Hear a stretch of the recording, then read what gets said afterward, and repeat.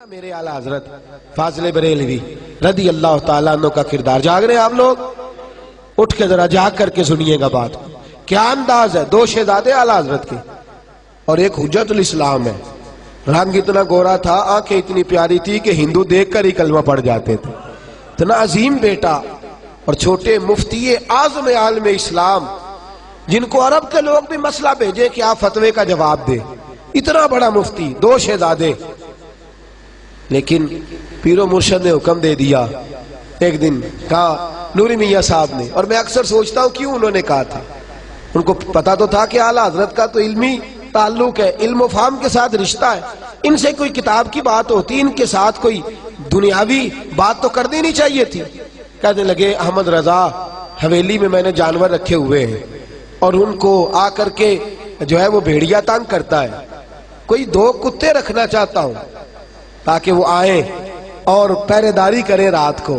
جنا تنا وچ عشق نہ رچیا کتے ہونا تھی چنگے، مالک دے کر راکھی کر دے صابر پکھے ننگے. کہنے لگے دو کتے چاہیے.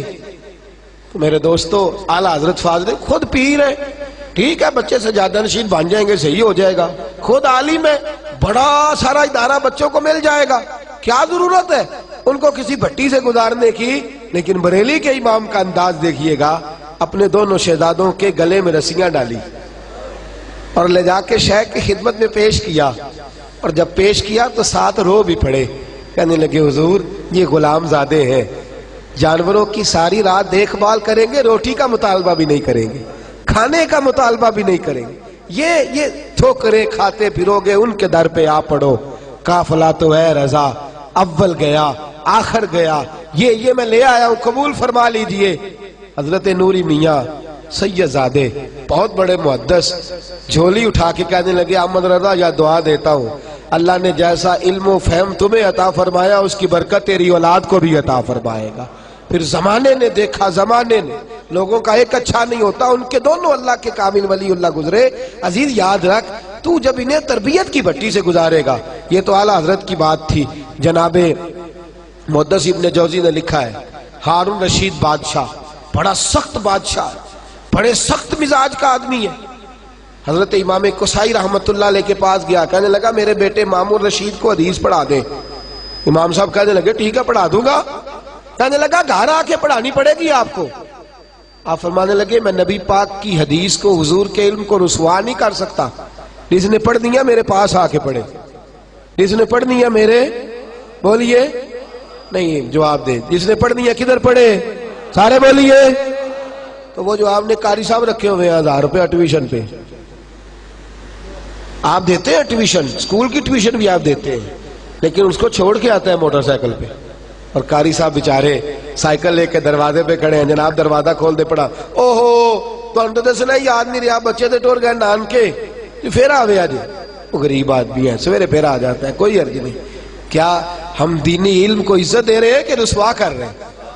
کیا ہمارا حال ہے؟ کوئی فائل نہیں چیک کرتے ہم مدرسے کی کہ اس کو کلمے یاد ہوئے کہ نہیں، اسے دعائے قنوت آئی کہ نہیں، نماز جنازہ آیا کہ نہیں. کیمسٹری پڑھے گا قبر پہ بیٹھ کے بچہ، فزکس کی تلاوت کرے گا، الجبرا کے مسئلے حل کرے گا قبر پہ بیٹھ کے؟ نہ، یہ علم ضرور پڑھا، کوئی اختلاف نہیں کرتا، لیکن انہیں وہ والا علم پڑھا کہ تیری قبر پہ بیٹھ کے یہ بسم اللہ پڑھے تو اللہ تیری قبر کو روشن فرما دے. ہارون رشید اس مسئلے کو سمجھ گیا. کہنے لگا امام قصائی سے بچے کو گھر آ کے پڑھا دیں. فرمانے لگے نا، جہاں سارے پڑھتے ہیں وہاں آ کے پڑھے، میں تیار ہوں. کہنے لگا حضور وہیں آ جائے گا، لیکن اس لیے اور بھی پڑھنا ہوتا ہے. جب آئے تو سبق پہلے اس کا سن لے اور سبق سن کے نیا دے کے چھٹی کر دے. آپ فرمانے لگے یہ بھی نہیں ہوگا، جو پہلے آئے گا سبق بھی اس کا پہلے ہی سنا جائے. یہ لفظ کہے امام قصائی. کہنے لگے حضور ٹھیک ہے آپ پڑھا دے میرے بیٹے کو، میں تیار ہوں. یہ لفظ کہے امام صاحب کی بارگاہ سے واپس آئے تو بچے کو کہنے لگے بیٹے میں نے تیرے استاد کو آزمانے کے لیے یہ لفظ کہے ہیں، صرف آزمانے کے لیے. اپنے استاد کی خودداری تو نے دیکھ لی ہے، وہ خوددار ہے تو تجھے خدمت گزار ہونا چاہیے. وہ خوددار ہے تو تجھے دیکھنا استاد کی خدمت میں کمی نہ آئے، شیخ کی نوکری میں کمی نہ آئے. اللہ اکبر. ہارون رشید ایک دن گزر رہے اور امام قصائی مسجد کے باہر وضو کر رہے، اور ہارون رشید کا شہزادہ बादशाह वक्त का बेटा लोटे के अंदर पानी पकड़ा है, उनके पैर धुला रहा है। लोटे में पानी पकड़ा है, अपने उस्ताद के, बोलिए अपने उस्ताद के पैर धुला रहा है। हारून रशीद घोड़े से नीचे उतरे और इमाम कसाई रहमतुल्लाह ताला अलैह अपने हाथों के साथ पैर धो रहे, वुजू कर रहे हैं। उतरा नीचे, दुर्रा हाथ में था, जोर से बेटे की पुश्त पे दुर्रा मारा, इसलिए कि तू चौधरियों का बच्चा है और मौलवी की खिदमत कर रहा है, इसलिए कि तू इतने बड़े घराने का और यहां बैठा हुआ इसलिए मारा? नहीं, दुर्रा मारा, शहजादा धड़ाम से गिरा। अब्बा जी क्या हुआ? और मैं शर्म नहीं आती? तुझे उस्ताद की खिदमत का तरीका नहीं आता? तूने उस्ताद को काम लगाया हुआ है, तुझे अल्लाह ने 2 हाथ दिए हैं, एक हाथ से पानी डाल, दूसरे हाथ से उस्ताद का पैर खुद धो। तुझे अल्लाह ने 2 हाथ दिए हैं और उस्ताद को खुद काम करना पड़ रहा है। एक हाथ से पानी डाल और दूसरे हाथ से पैर धो। इमाम कुसाई ने रुख बदला, कहने लगे हारून रशीद मैं दुआ करता हूं रब तेरी आखिरत भी अच्छी करेगा और तेरे बेटे को भी इज्जतों से माला माल फरमाएगा। अजीजों याद रखो, जब हमारा तरबियत का अंदाज ये, हम तो लड़ने चढ़े जाते हैं। यकीन करे, मैंने तो अपने असातिज़ा को कह दिया मदरसे के, मैंने कहा आपने मारना नहीं किसी को। डायरेक्ट आके कहते मौलवी साहब बच्चे को मारा आपने, मेरे बच्चे को मार दिया है। आप 8,000 के मौलवी और मेरा बेटा तो 5,000 2 दिन में खत्म कर देता है, आपकी जुर्रत हो गई मेरे बेटे को मारने की। मैंने कहा ना मारो और इसके बेटे को भेज दो। एक जुमला मैं अक्सर कहता हूं, मैं कहता हूं जो माँ बाप उस्ताद को कटहरे में खड़ा करते, जो माँ बाप कटहरे में या खड़ा होकर सवालों के जवाब दे, उनका बच्चा पढ़ सकता है? कटहरे में खड़ा कर दिया या खड़ा हो गया, दे सवालों के जवाब, तूने मारा है, तूने थप्पड़ मारा है, तूने झिड़की दी है, वो तू कैसे पढ़ा सकता है? ये कैसे हो सकता है? तू भी जाया होगा, ये बच्चा भी जाया होगा। ये कैसे मुमकिन है कि बच्चा तू कहे और अल्लाह ताला माफ करे ऐसे ऐसे लफ्ज बोले जो डायरेक्ट आके कमरे में, डायरेक्ट उस्ताद के कमरे में। एक शख्स को तो मैंने कह दिया, मैंने कहा उठा के ले जा भाई अपना बच्चा, इतना नाजुक मिजाज शहजादा, हम कैसे इसकी तरबियत करेंगे, कैसे पढ़ाएं?